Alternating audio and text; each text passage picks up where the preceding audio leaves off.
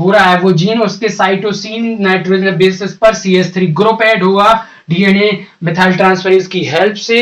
इसको as signal रिसेप्ट करके methyl सीपीजी protein bind होगी इससे, और इसके बाइंड होने के बाद आएगा हिस्टोन डीएसिटाइलेज एंजाइम, जो कि जहां पर एसिटाइलेशन हुआ था।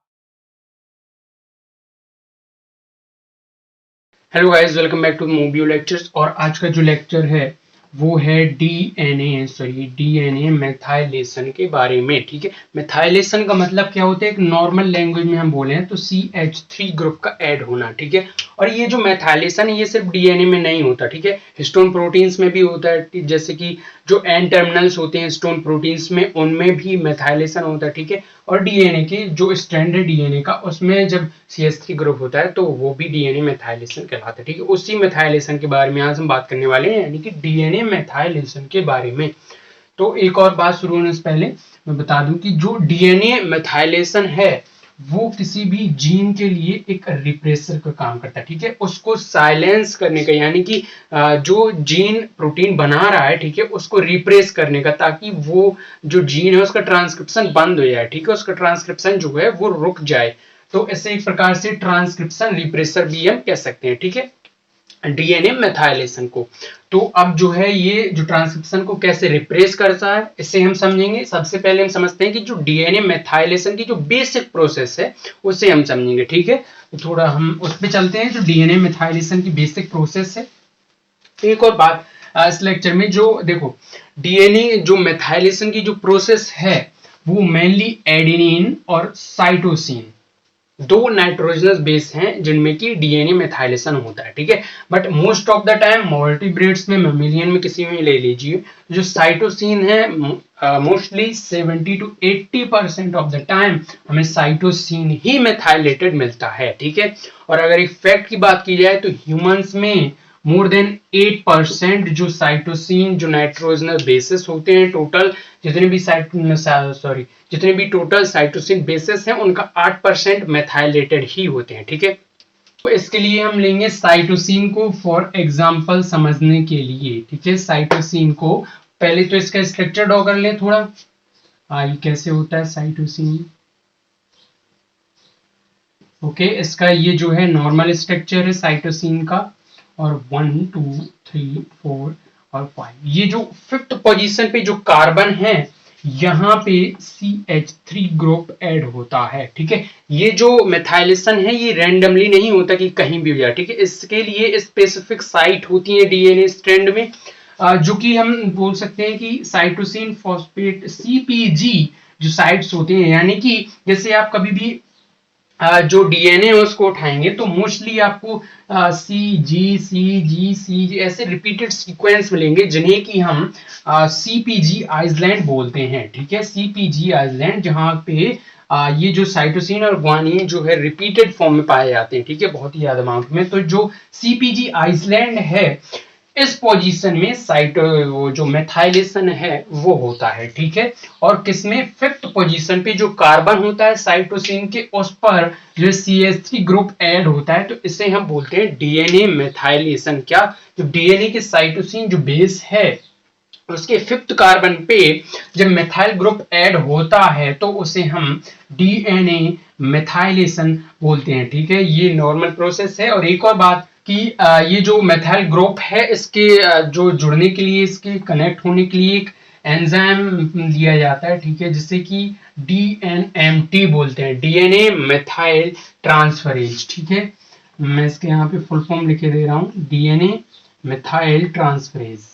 Okay, DNA methyl transferase. और इसके जो है साइंटिस्टों ने बहुत सारे जो फॉर्म भी हैं इसके फॉर्म भी ढूंढ निकाले हैं। ठीक है, जैसे कि DNMT1 हुआ, और DNMT3A हुआ, और DNMT3B हुआ। ठीक है, तो ये बेसिक प्रोसेस थी कि जब जो है CH3 यानी कि मैथिल ग्रुप डीएनए के जो साइटोसिन के 5th कार्बन पे जाके अटैच होता है with the help of DNMT, DNA methyl transferase enzyme की हेल्प से, तो वो प्रोसेस होती है डीएनए मेथाइलेशन, ठीक है। अभी हम आगे समझेंगे कि कैसे ये ट्रांसक्रिप्शन को रिप्रेस करता है, जो कि इस लेक्चर का सबसे जो कह सकते हैं मेन पॉइंट है, ठीक है। उसी पॉइंट को लेकर ये लेक्चर बना हुआ है, ठीक है, क्योंकि जो बेसिक होता है डीएनए मेथाइलेशन का उसको समझना जरूरी है। यानी कि जो डीएनए मेथाइलेशन है वो किस रीजन से हो रहा है, यानी कि सेल को ऐसी क्या नीड पड़ी कि उसे डीएनए मेथाइलेशन करने की जरूरत पड़ी। इस क्वेश्चन का आंसर हम इस लेक्चर में पाएंगे, ठीक है। तो ये जस्ट, और एक और बात, थोड़ा हम डीएनए मेथाइलेशन के जो टाइप्स हैं उसकी बात करेंगे। बहुत ही बेसिक से टाइप हैं, ठीक है। उससे पहले मैंने अभी बताया था आपको जो डीएनए मेथाइल ट्रांसफरेज है, इसके कुछ फॉर्म वैज्ञानिकों ने, साइंटिस्टों ने इनकी डिस्कवरी की है, जो कि फर्स्ट है DNMT1, DNMT3A एंड 3B, ठीक है। अब ये कहाँ यूज होते हैं, कैसे यूज होते हैं, इसके बेस पे डीएनए मेथाइलेशन कितने टाइप का होता है उसको समझते हैं। थोड़ा सॉरी मुझे पसीना आ रहा है, तो मैं बीच लेक्चर में मुझे पसंद नहीं है यहाँ वहाँ जाना, तो पसीने को जो है इग्नोर करो, गर्मी है वैसे भी, तो उसे हम इग्नोर करते हैं, ठीक है। तो जो है डीएनए मेथाइलेशन फर्स्ट में है मेंटेनेंस, फर्स्ट में आता है maintenance methylation and another one is de novo methylation, ठीक है। अब इन दोनों में क्या डिफरेंस है, जैसे कि सपोज करो कि डीएनए का जैसे ये एक स्ट्रैंड है, ठीक है, डीएनए का ये एक स्ट्रैंड है, और इसमें सपोज करो कि इस पोजीशन में मेथाइलेशन है और इस पोजीशन में मेथाइलेशन है, ठीक है। और जब इसके डॉटर स्ट्रैंड बनेंगे, क्या बनेंगे, जब इसके डॉटर स्ट्रैंड बनेंगे, और अगर, ठीक है, इसमें कितने थे, 4 थे, ठीक है, तो यहाँ पे भी मेथाइलेशन होगा और यहाँ पे भी। बट एक और बात, अगर क्या हो, अगर इसके जिस पॉइंट पे मेथाइलेशन है, इसके अल्टरनेटिव पॉइंट पे, बिल्कुल जस्ट अपोजिट पॉइंट पे भी मेथाइलेशन हो जाए, ठीक है, इसके जस्ट अपोजिट पॉइंट पर भी मेथाइलेशन हो जाए, तो इसे बोला जाता है मेंटेनेंस मेथाइलेशन, ठीक है। और इसके लिए कौन सा एंजाइम रिस्पॉन्सिबल होता है, DNMT1, सॉरी DNMT1 ये एंजाइम है जो कि इसके लिए रिस्पॉन्सिबल होता है, किसके लिए, मेंटेनेंस मेथाइलेशन के लिए। यानी कि जिस पोजीशन पे मेथाइलेशन पहले से था डीएनए के, या पेरेंटल स्ट्रैंड पे कह सकते हो, ठीक है, उसकी जस्ट अपोजिट साइड पे मेथाइलेशन हो जाना जो है मेंटेनेंस मेथाइलेशन कहलाता है, ठीक है। ये जो इसके लिए रिस्पॉन्सिबल एंजाइम है वो है डीएनए मेथाइल ट्रांसफरेज 1, इसके लिए जो है रिस्पॉन्सिबल एंजाइम है, ठीक है। तो अब समझते हैं क्या डी नोवो मेथाइलेशन क्या है। तो सपोज करो कि ये एक पेरेंटल डीएनए स्ट्रैंड है, ठीक है, और जब इसके डॉटर स्ट्रैंड बने, ठीक है, डॉटर स्ट्रैंड, तो यहाँ पे तो पहले से मेथाइलेशन था, बट अगर किसी न्यू सिचुएशन में, यानी कि किसी न्यू पॉइंट पे मेथाइलेशन होता है, ठीक है, जहां पर पहले से किसी पेरेंटल जो स्ट्रैंड है उस पे मेथाइलेशन नहीं था, ठीक है, पेरेंटल में कहीं भी ऐसे पॉइंट पर मेथाइलेशन नहीं था, बट जो है अगर डॉटर जो स्ट्रैंड हैं उनमें किसी न्यू पॉइंट पे मेथाइलेशन हो जाता है, तो इसे बोलते हैं डी नोवो मेथाइलेशन। और इसके लिए जो रिस्पॉन्सिबल जो एंजाइम है वो है DNA methyl transferase 3A and DNA methyl transferase 3B, ये दोनों इसके लिए रिस्पॉन्सिबल एंजाइम हैं, किसके लिए, डी नोवो मेथाइलेशन के लिए, ठीक है। और एक और बात कि जो डी नोवो मेथाइलेशन होता है, जब ये मेथाइलेशन होता है तो नॉर्मली जो डॉटर होते हैं, ठीक है, जो भी जनरेशन होती है वो नॉर्मल कंडीशन में डेड हो जाती है, ठीक है, या तो बर्थ के टाइम में वो डेड मिलेगी आपको, या फिर 1-2 वीक बाद डेड हो जाएगी। उसका मेन इफेक्ट समझो, क्यों वो डेड क्यों हुए। अब जो मेथाइलेशन है, ठीक है, ये किसके लिए, मैंने पहले ही बताया था, किसी भी जीन को ये सप्रेस करने के लिए होता है, ठीक है, किसी भी जीन को सप्रेस करने के लिए। यानी कि अगर कोई जीन जो है इंपॉर्टेंट प्रोटीन बना रहा है और अगर रैंडमली कहीं पे मेथाइलेशन हो जाता है तो वो जो जीन है वो सप्रेस होगा, और जो प्रोटीन जो कि नेसेसरी है किसी भी लाइफ, यानी कि उसके जिंदा रहने के लिए, लाइव रहने के लिए, तो जब वो प्रोटीन बननी बंद हो जाएगी, सप्रेस हो जाएगी, तो इस सिचुएशन में जो डॉटर बनती है, ठीक है, जो जनरेशन होती है उसकी जल्दी डेथ हो जाती है, या बर्थ के टाइम में डेथ हो जाती है, क्योंकि ये जो पॉइंट है डीएनए इसमें डिफेक्ट आ जाता है ड्यू टू मेथाइलेशन, ठीक है, क्योंकि मेथाइलेशन जो है सप्रेस करता है जीन को, साइलेंस करता है, ठीक है। तो ये जस्ट टाइप थे methylation for maintenance and de novo methylation, ठीक है, इसके टाइप थे। अब हम समझेंगे जो ट्रांसक्रिप्शन की जो प्रोसेस है उसको रिप्रेस करने के लिए जो मेथाइलेशन है वो कैसे होता है, ठीक है, यानी कि जो मेथाइलेशन है वो ट्रांसक्रिप्शन को सप्रेस कैसे कर देता है, ठीक है, उसको स्टॉप कैसे कर देता है, किसी भी जीन को जो एक्सप्रेस हो रहा है वो डीएनए मेथाइलेशन उसे कैसे सप्रेस कर देता है, उसे कैसे साइलेंट कर देता है, इस चीज को समझते हैं, ठीक है। मैंने बोला था कि डीएनए जो है, डीएनए का काम क्या है, किसी भी जीन को सप्रेस करना, यानी कि उसे साइलेंसिंग पोजीशन पे डाल देना, ठीक है, ये वर्क है।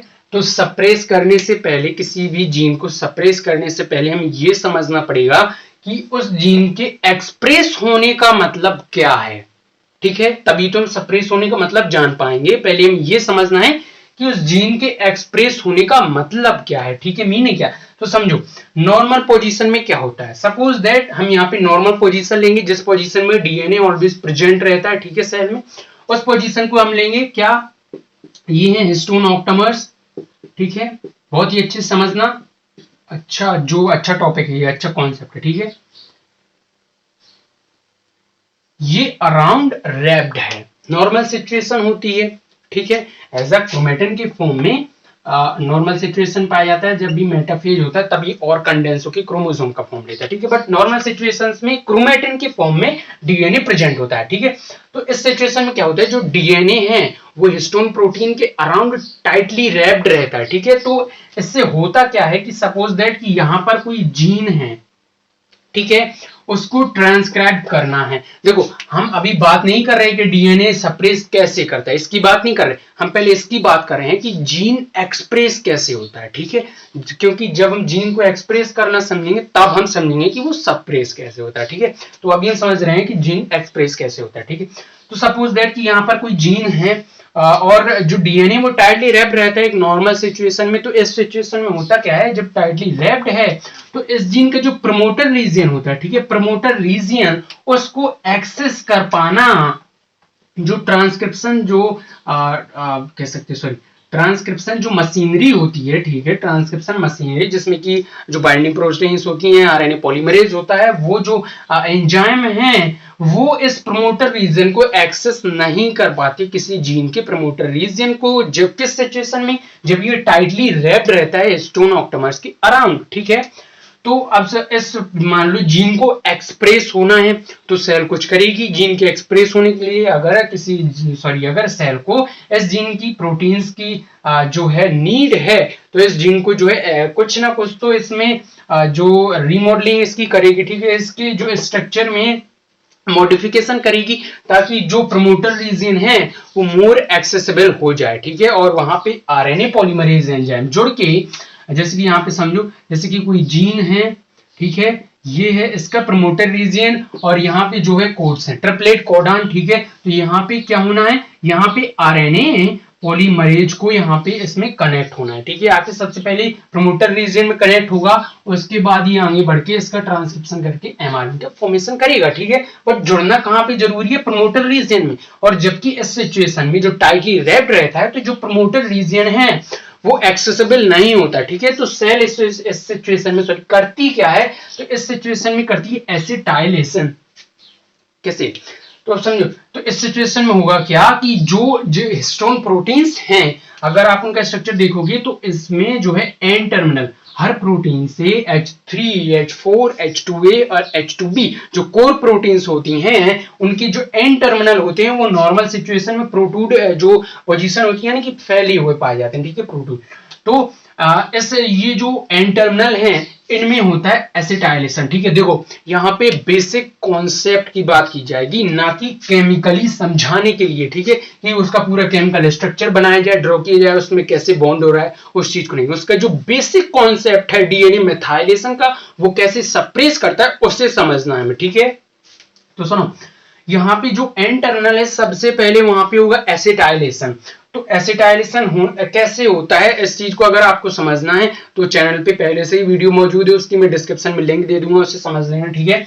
तो सुनो, जब एसिटाइलेशन होगा तो नॉर्मल पोजीशन में क्या होता है, नॉर्मल पोजीशन में जो डीएनए है वो नेगेटिवली चार्ज होता है ड्यू टू PO4 2 नेगेटिव फॉस्फोट की वजह से, ठीक है, नेगेटिवली चार्ज। और जो हिस्टोन प्रोटीन्स होती हैं वो पॉजिटिवली चार्ज होती हैं, क्योंकि ये लाइसिन और आर्जिनिन जो अमीनो एसिड्स हैं, ये अमीनो एसिड एक बहुत ही हैवी अमाउंट में पाए जाते हैं, ठीक है। उस हिस्टोन प्रोटीन में ये लाइसिन और आर्जिनिन बहुत ही हैवी अमाउंट में पाए जाते हैं, जिसकी वजह से पॉजिटिव जो चार्ज है वो होता है, ठीक है। तो सॉरी, हमें पहले लाइसिन का थोड़ा स्ट्रक्चर समझना पड़ेगा, तब थोड़ा समझ में आएगा। तो लाइसिन का स्ट्रक्चर थोड़ा ले लेते हैं, ठीक है। अभी जानने बहुत ही अच्छे समझना है हमें इसे, बिल्कुल भी टेंशन लो, बहुत ही अच्छे समझेंगे। तो यहाँ पे है, इसका थोड़ा स्ट्रक्चर ड्रॉ करने दो, ठीक है। H alpha beta gamma epsilon NH3 positive and NH3 positive. अब देखो ये लाइसिन है, नॉर्मल सिचुएशन की बात की जा रही है अभी। नॉर्मल सिचुएशन में अब देखो हिस्टोन प्रोटीन पर पॉजिटिव चार्ज कैसे आया, इसकी वजह से ये जो अमीनो ग्रुप है इस पे जो पॉजिटिव चार्ज है उसकी वजह से इस पे हिस्टोन प्रोटीन्स पर पॉजिटिव चार्ज है, और डीएनए स्ट्रैंड पर PO4 2 नेगेटिव की वजह से नेगेटिव चार्ज है। नॉर्मल सिचुएशन है, इस पे नेगेटिव चार्ज, हिस्टोन प्रोटीन्स पे पॉजिटिव चार्ज, ये टाइटली रैप्ड होंगे, ठीक है। अपोजिट जो चार्ज है उसके बीच इंटरेक्शन होगा, टाइटली रैप्ड रहेंगे नॉर्मल सिचुएशन।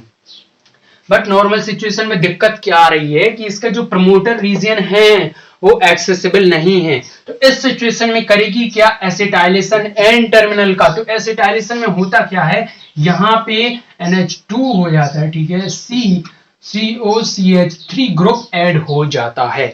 COCH3 जब ग्रुप जो ऐड हुआ एसिटाइल ग्रुप, इसके ऐड होने की वजह से इस पे जो पॉजिटिव जो चार्ज था वो गया पॉजिटिव चार्ज। तो जब इसका पॉजिटिव चार्ज जाएगा, ठीक है, इसका जो पॉजिटिव चार्ज जाएगा तो ये कैसे होंगे, इसमें थोड़ा डिटैच होगा ये, क्यों, क्योंकि इसमें जो पॉजिटिव चार्ज बचा ही नहीं उतना कि ये उसको अट्रैक्ट कर सके, ठीक है। जो पॉजिटिव चार्ज में कमी आई, इसका जो पॉजिटिव चार्ज है वो हट गया due to the contact of acetyl जो ग्रुप है वो उसके जुड़ने की वजह से इसका जो पॉजिटिव चार्ज था वो गया, ठीक है। जब चला गया पॉजिटिव चार्ज तो ये जो है थोड़े से डिटैच होंगे, ठीक है। डीएनए जो है हिस्टोन प्रोटीन डिटैच होंगे, क्यों, क्योंकि इसका तो पॉजिटिव चार्ज चला गया, ठीक है। जब पॉजिटिव चार्ज नहीं होगा तो ये कैसे रैप्ड हो पाएगा, ठीक है। पॉजिटिव चार्ज गया तो ये डिटैच होंगे, जिसकी वजह से जो प्रमोटर रीजन है वो एक्सेसिबल हो जाएगा, और जो आरएनए पॉलीमरेज है वो आके यहाँ पे जुड़ जाएगा, ठीक है, आरएनए पॉलीमरेज, और इसका ट्रांसक्रिप्शन होने लगेगा,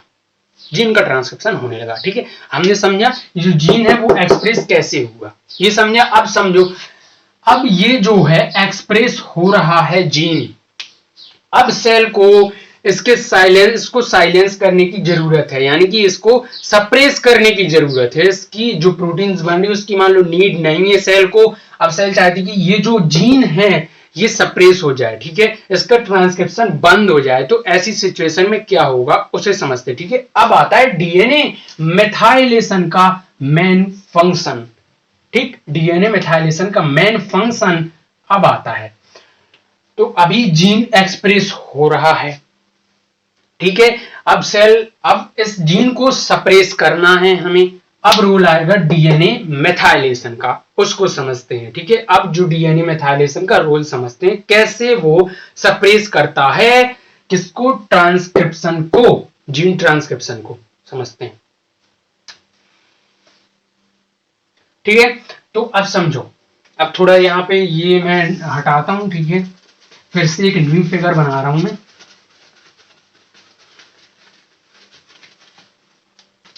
तो नॉर्मल सिचुएशन में क्या था,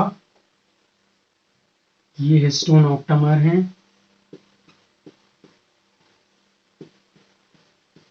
ठीक है, और जो डीएनए है वो रैप्ड है इनके अराउंड, ठीक है।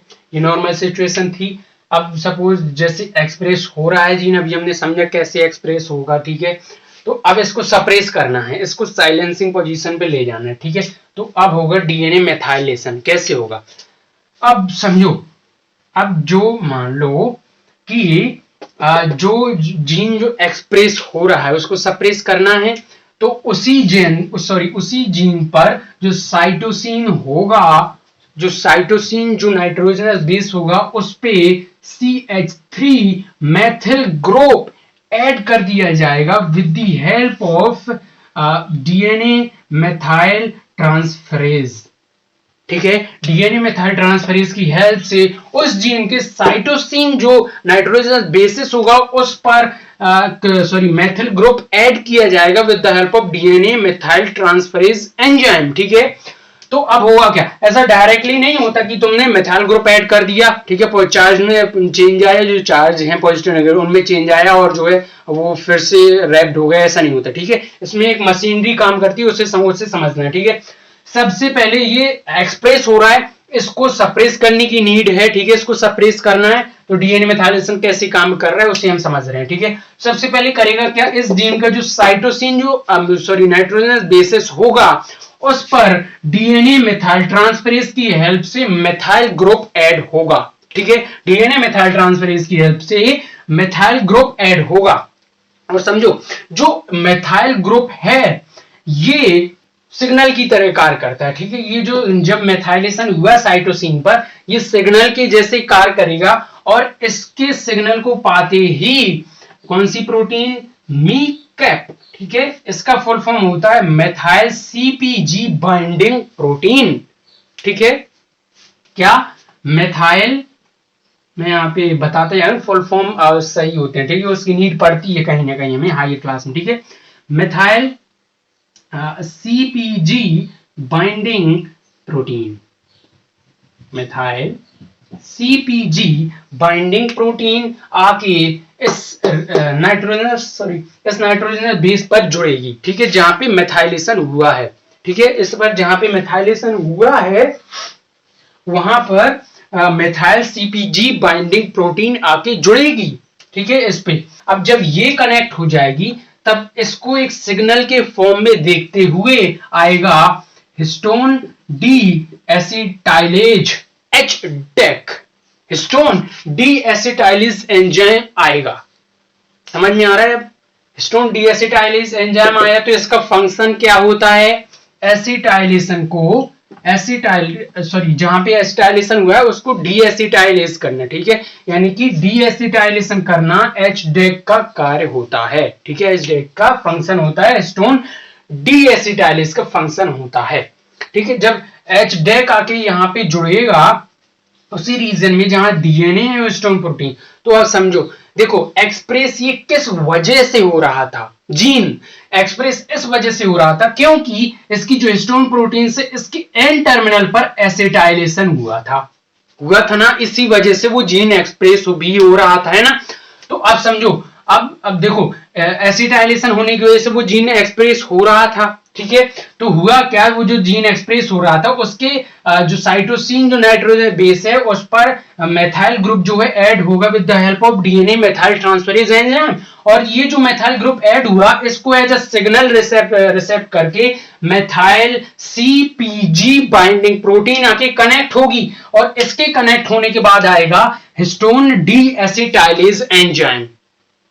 हो गया काम, हिस्टोन डी एसिटाइलेज एंजाइम आएगा जैसे ही, तो जहां पे एसिटाइलेशन हुआ था वहां पे क्या करेगा, डी एसिटाइलेशन। और जैसे ही एसिटाइलेशन हटा, यानी कि जैसे ही एसिटाइलेशन खत्म हुआ वैसे ही यहां पे क्या आएगा, पॉजिटिव चार्ज। ठीक है, एसिटाइलेशन हुआ था इसकी वजह से पॉजिटिव चार्ज गया और जब इसका हिस्टोन प्रोटीन्स का पॉजिटिव चार्ज चला गया तो ये बाइंड नहीं कर पाएंगे अच्छे से, तो थोड़ा जो है रैप्ड हो रही थी तो डिसरैप्ड हो गई, थोड़ा, है ना, हट गई हिस्टोन प्रोटीन से, यानी कि हिस्टोन प्रोटीन्स थी वो डीएनए से थोड़ा रैप्ड नहीं हुई, माने यानी कि डीरैप्ड हो गई एक तरीके से। ठीक है, इस पर जो जो पॉजिटिव चार्ज था उसकी वजह से रैप्ड थी, एसिटाइलेशन हुआ उसकी वजह से जो है जो पॉजिटिव चार्ज था वो गया, पॉजिटिव चार्ज होने की जाने की वजह से ये जो है थोड़ा दूर हुई। ठीक है, हिस्टोन प्रोटीन जो है डीएनए थोड़ा उससे दूर हो गया हिस्टोन प्रोटीन से,